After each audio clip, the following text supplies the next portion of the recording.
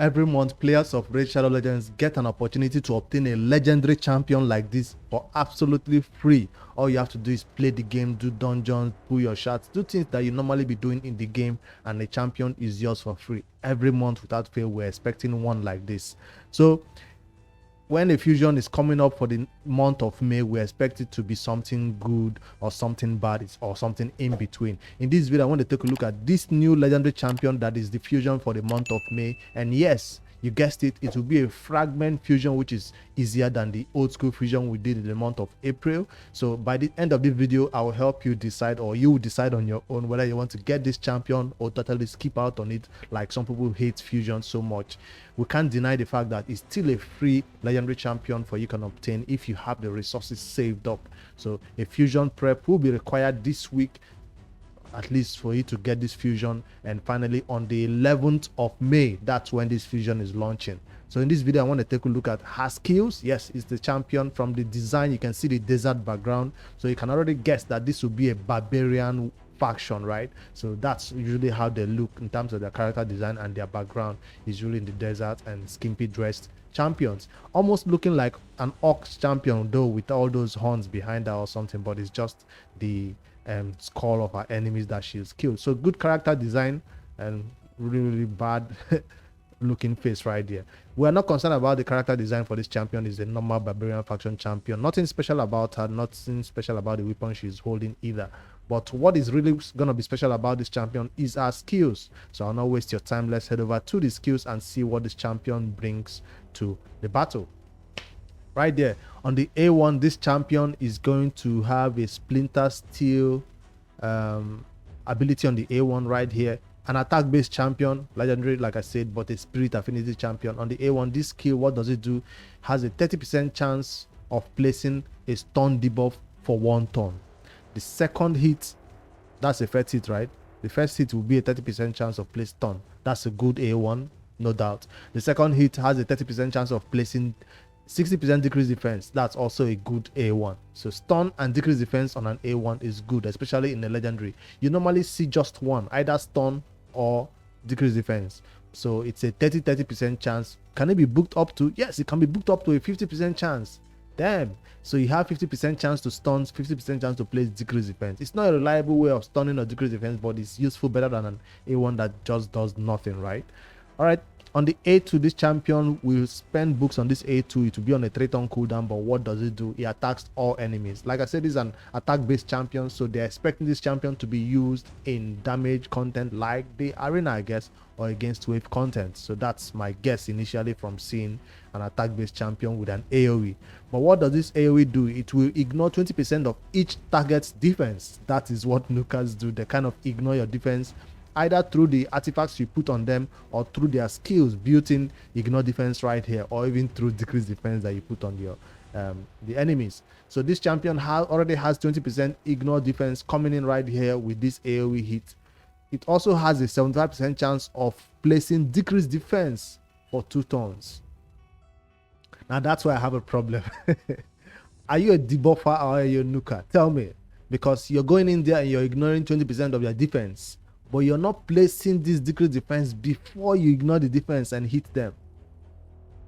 So we're gonna guess that this is not the main nuking ability, because who goes in there and places decrease defense when you've not yet hit the enemy? You need decrease defense to be out there and weaken to be out there before you go in with your AoE hit. We're hoping this champion will have another AoE hit.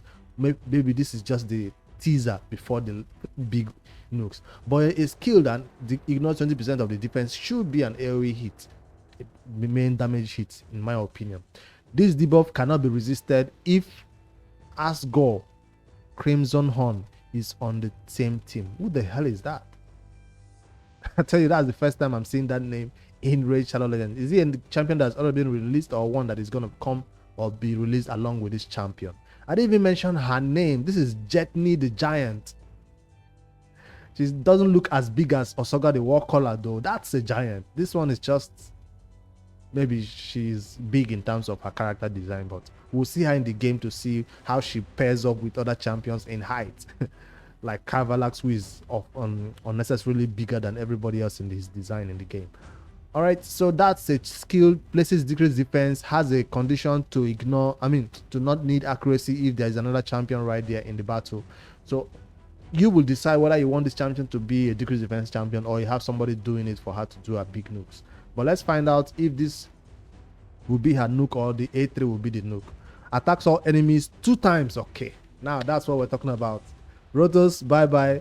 And a lot of other enemies in Raid Shadow Legends, you normally hit harder if you have a skill like this that hits 2 times, right? So before attacking, that's what we want to hear. Places 30% increased crit rate. That means you can build this champion with 70% crit rate. What does the rest have to go to? Attack and crit damage, right? And then she also places an increased crit damage buff on herself for 2 turns. That's before attacking. So she's about to go in and then she does all this buff for herself, but she's still missing 1 buff, which is increased attack. Maybe somebody else will bring that for her. Grants an extra turn if this attack kills an enemy.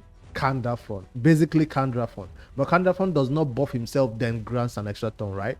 He buffs himself then just waits for his next turn to go in and do that big hit. So which is better? I guess we'll have to find out. But the grants an extra turn is on condition though. It grants an extra turn if this kills an enemy when Alsgor is also in the same team. So basically that's not a real grant an extra turn, right? It's not a real, it's a conditional grants an extra turn. Now, it would be better if that condition was not there. This skill would have been broken, because imagine going in there, buffing yourself, nuking 1 person. You just need to take 1 person down, and then you get an extra turn to nuke again with your A2. So maybe clean the plates with your A2. So that's how most players will get it. They are trying to make you really use Alsgor with her, because that will really bring out the true potential of this champion, Jetni. She kind of has a Shadow King faction name though. What kind of name is Jetni the Giant? Almost sounds like a Shadow King faction name. So this skill will be what? On a 3-turn cooldown right here. So no, 4-turn cooldown when you spend books on it right there. So there's a passive coming up though. I'm behind the passive. Let me quickly take myself out of the screen. Let's see this passive. Yes, that's a passive. Inflicts 20% more damage against targets under shield buffs. So all those tanks in the arena these days with shield that cannot be removed, yeah, that will solve them, I guess. So we'll ignore shield buff if this Alsgor is also in the same team. They really want you to pair this champion with Alsgor. So what do I think about this champion so far from reading? She doesn't have an aura. That's weird. Just passive A1, A2, and A3. What do I think so far? I think it's just going to be another nuker in Raid Shadow Legends. Somebody like an AoE nuker who places buff on themselves. There are many already in Raid, but I can only think of single target ones like Candy, like Gembo. He buffs himself before he goes in for the big hit, right? I think that's an AoE skill also. So there are already champions who can do similar content, but what will determine whether this champion will be better than everybody else right now that is doing this work of AoE nuking, buffing themselves before going in for the big hit? What will determine that is if she has good multipliers. So we'll just have to wait for the test server guys to make those tests to see how she actually hits with their high damage and best stats, and see if she can actually do work in the arena. Especially that's where they're hoping that this type of champion will be used the most. If you're new to Raid and you think you can do a fragment fusion, you can get ready for this one. But before I go though, let me quickly give her a rating after I read a little bit of what Raid themselves have to say about this champion. They say she will be great in the arena and she will come in handy for clearing waves in PvE content, such as Faction World, Doom Tower, and Dungeons. So she's not just an arena specialist, according to what they are saying. She's going to be useful in a lot of places. And looking at this, her A2 and A3 might be a perfect candidate for a stun set because I'm not seeing this champion being built for pure damage by a lot of players, except you don't have anybody else doing it for you already. All right, they also say that all tanks, there are 2 AoE skills, which one of them is a double hitter, self-buffing skills, built-in ignore defense effect, plus the ability to deal some extra damage against targets under shield on top of that. So that shielding part, I think that's a specific arena content, because they put a lot of shield these days that cannot be removed. So that's something that could be useful right there. And when paired with Alsgor Crimsonhorn, Jetni can be a real crushing force. So basically, I was right about my initial thoughts of her in this video before I even read what they have to say about her.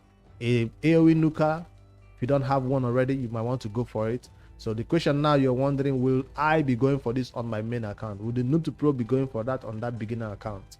On my main account, yes. On the Noob to Pro, no, because we are trying to get clan boss done. But on my main account, a fusion, fragment fusion, will be easy to complete, very, very easy to complete.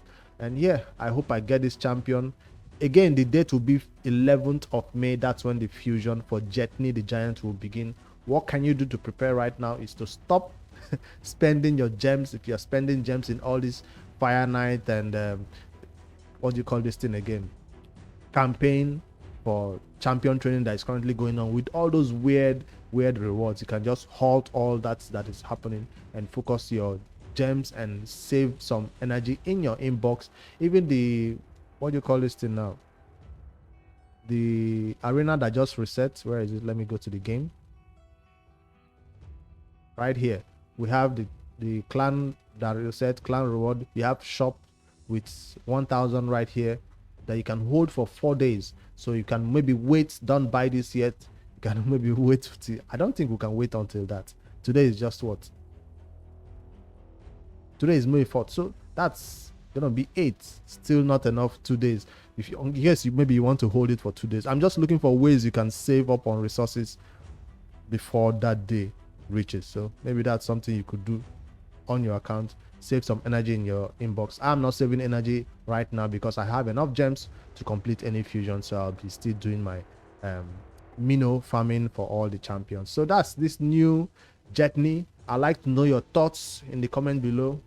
I'm gonna give her a rating of, out of 10, I'll give her a rating of 7, 8 until we see her multipliers. Then that's when you know whether she's a top 10 nuker or she's just a trash 6 or 5 nuker in raid. So that will determine, her multipliers will really determine if she's gonna be overtaking the likes of Poly or Candlephone or Astrolon. You know, there are a lot of nukers, AoE nukers already in raid. So let's see if she can rank up to their damage stats.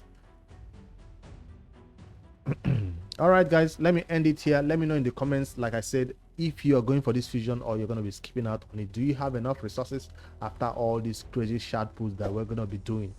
Make sure you like and subscribe right now, because tomorrow Friday I have a giveaway for gems to do, and I'll be pulling my shards. About how many shards right here? 130 void shards saved up that I'll be pulling on Friday.